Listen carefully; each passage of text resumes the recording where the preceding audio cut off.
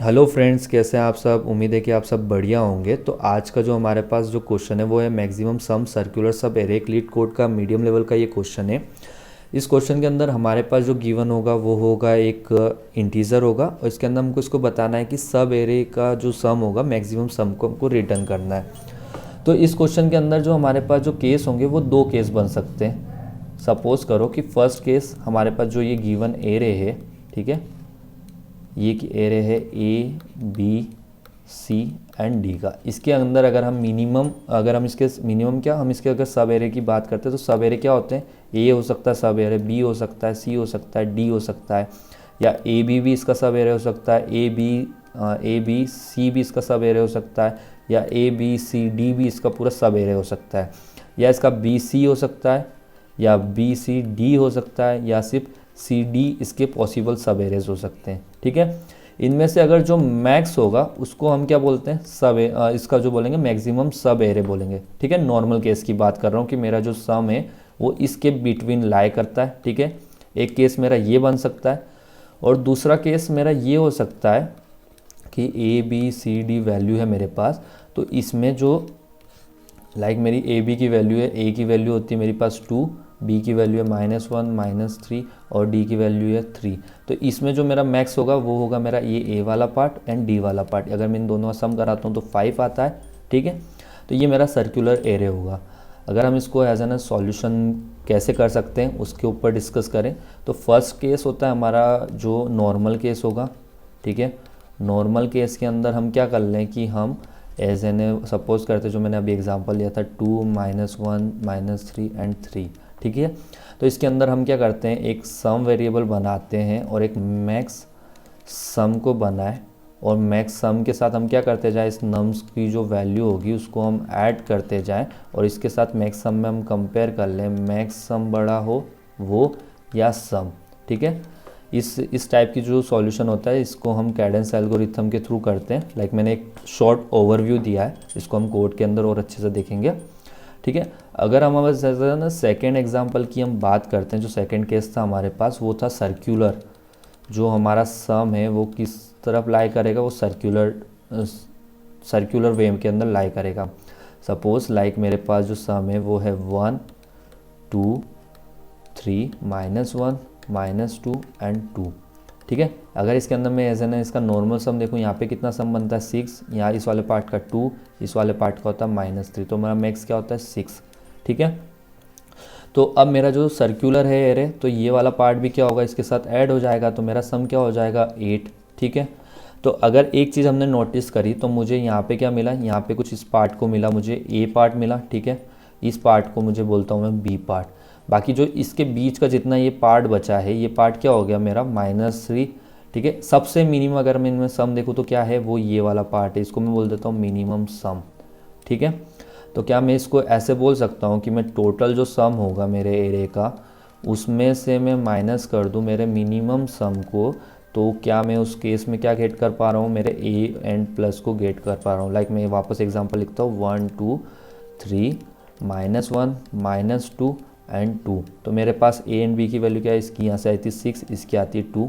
ठीक है, 8 बनता है, तो अब मैं टोटल वैल्यू निकालता हूँ 6 -3 कितना बनता है 3, 3 + 5 5 बना। ठीक है, मिनिमम सम क्या है मेरे पास -3 -3 को मैं इसके साथ ऐड करता हूँ, क्या मेरा ये 8 बन रहा है, हाँ भैया 8 बन रहा है। ठीक है, तो हम ऐसे करके सर्कुलर सम को हम निकाल सकते हैं। ठीक है, तो अगर हम इन दोनों केस को ऐड करते हैं तो हम ये बोल सकते हैं ना कि जो मेरा अगर ये मैक्स फाइंड में करता हूँ, नॉर्मल मैक्स जो नॉर्मल केस का था वो बड़ा हो, या मेरा जो टोटल सम माइनस मिनिमम सम हो, उनमें से जो बड़ा होगा वो मेरा आंसर होगा। ठीक है, हाँ होगा आंसर, हम यही करने वाले हैं। तो अगर इसके अंदर एक दिक्कत वो आ जाती है जब मेरे पास सारे नंबर क्या आते हैं, नेगेटिव नंबर्स ही आते हैं, तो उस केस के अंदर मेरा क्या होगा, -3 -2 जो मैं कराऊंगा। ठीक है, मेरा जो टोटल सम होगा, ठीक है, टोटल सम जो होगा सपोज ये एग्जांपल में यहाँ पर वापस बनाता हूँ -3 -2 एंड -1। ठीक है, इसके अंदर अगर मैं मैक्स को देखूँ तो मैक्स क्या हो रहा है मेरे पास, ये वाला पार्ट क्या हो जाता है, मैक्स हो जाता है। ठीक है, ये पार्ट क्या होगा मेरा, नहीं सॉरी, ये पार्ट होगा मेरा मैक्स। ठीक है, ये पार्ट होगा मेरा मैक्स। अगर मैं इसमें से टोटल निकालूं, टोटल सम क्या होगा -3 -2 एंड -1, ठीक है।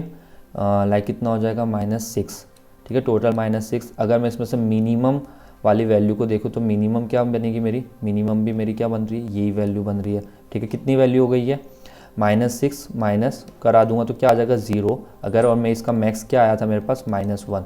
अब मैं इन दोनों को कंपैरिजन करूँ तो आंसर कौन सा बेस्ट होगा, 0 वाला बेस्ट होगा, और ये रिटर्न क्या कर देगा, 0 को रिटर्न कर देगा, जो कि मेरा गलत आंसर होगा। लाइक आप इस एग्जाम्पल, इसके नीचे वाला एग्जाम्पल है, लाइक मैं वो दिखाता हूँ। लाइक ये रहा -3 -2 एंड -3, तो मैंने इनको करवा, ठीक है। अगर मैं इनमें देखता हूँ कि जो मेरे पास मैक्स वैल्यू है, क्या वो मैक्स वैल्यू है मेरे पास, इसमें से मैक्स वैल्यू क्या निकल के आएगी मेरे पास, वो होगी -2, ठीक है, -2। टोटल सम निकल के क्या आया मेरे पास, वो आएगा -8, ठीक है। मिनिमम सम क्या निकल के आया, वो आया मेरे पास, वो भी आया -8। अब मैंने क्या बोला था, मैं रिटर्न किसका करा रहा हूँ, मैं रिटर्न कराता हूँ इस मैक्स और ये जो टोटल माइनस जो मीन होगा, उनमें से जो भी उसका आंसर होगा मैं उसको मैक्स करा देता हूँ। लाइक मुझे यहाँ से कितना मिला 0, और यहाँ से क्या है मेरे पास -2 0, तो इनमें से बेस्ट क्या होगा, मैक्स क्या होगा, वो होगा 0, बट मेरा आंसर क्या है -2। तो ये मेरा एक कॉर्नर केस होगा जिसको मुझे हैंडल करना पड़ेगा। तो क्या मैं ये कह सकता हूँ कि जो मेरा जो टोटल सम वाली वैल्यू होगी, अगर वो इक्वल टू किससे हो, मेरी मिनिमम सम से हो, तो उस केस में जो आंसर होगा वो क्या होगा, मेरा मैक्स होगा, जो मैंने मैक्स को फाइंड किया वो आंसर होगा।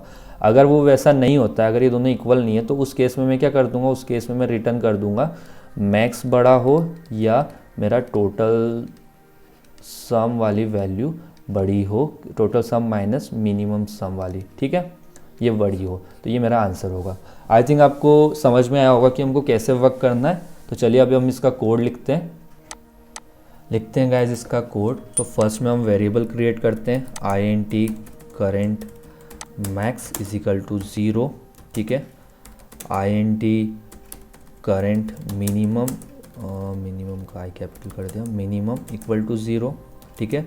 अब हम बनाते हैं मैक्स सम, वो क्या होगा हमारा 0 होगा, 0 नहीं होगा, वो होगा हमारा nums डॉट 0 वाली वैल्यू होगी, और लाइक जो हमारा मिनिमम सम होगा वो भी हमारा nums डॉट 0 होगा, ठीक है। अब इसके बाद हम एक वेरिएबल और बनाते हैं जो हमारा टोटल सम कैलकुलेट करेगा, वो होगा हमारा सम, ठीक है। अब एक फोर लूप बनाते हैं, फोर लूप int num, तो ये चलेगा हमारा कैसे, nums से चालू होगा। अब इसके अंदर हम इस वैल्यू को अपडेट करते जाएंगे, ठीक है।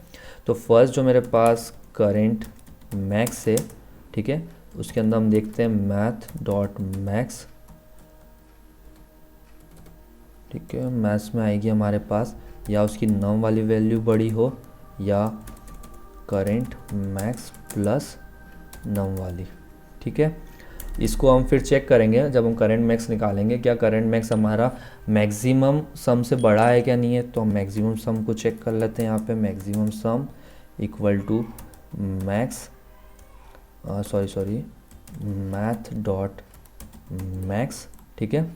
इसमें आएगा मैक्स सम, ठीक है, और आएगा करेंट मैक्स। अब वैसे करके हमको मिनिमम भी निकालना है, तो मिनिमम के लिए भी हम करेंगे current minimum is equal to math dot min, तो इसके अंदर आएगा हमारा नम छोटा होना चाहिए या करेंट मीन प्लस हमारा नम आएगा, ठीक है। अब इसके बाद हम इसके अंदर मीन मैक्स को भी हम करेंगे, मीन सम को अपडेट, तो math dot mean is equal to नम नहीं आएगा, इसमें आएगा करेंट मीन, ठीक है, उसके साथ आएगा मीन सम, और हम लास्ट में टोटल सम भी लेंगे, सम प्लस इक्वल टू हो जाएगा नम, ठीक है।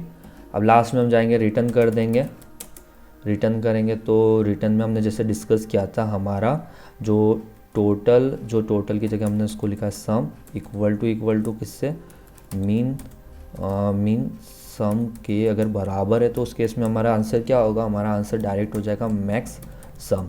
अगर ऐसा नहीं है तो हम चेक करेंगे मैथ डॉट मैक्स किस को, जो होगा हमारा मैक्स सम या टोटल सम की जगह हमने लिखा है सम माइनस क्या होगा, मीन मैक्स, मीन सम।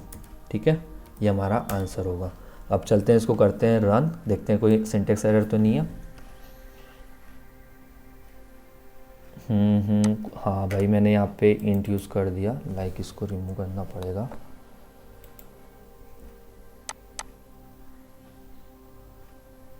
ठीक है, मेरे तीनों के सक्सेसफुल रन हो गए। देन हम इसको करते हैं सबमिट।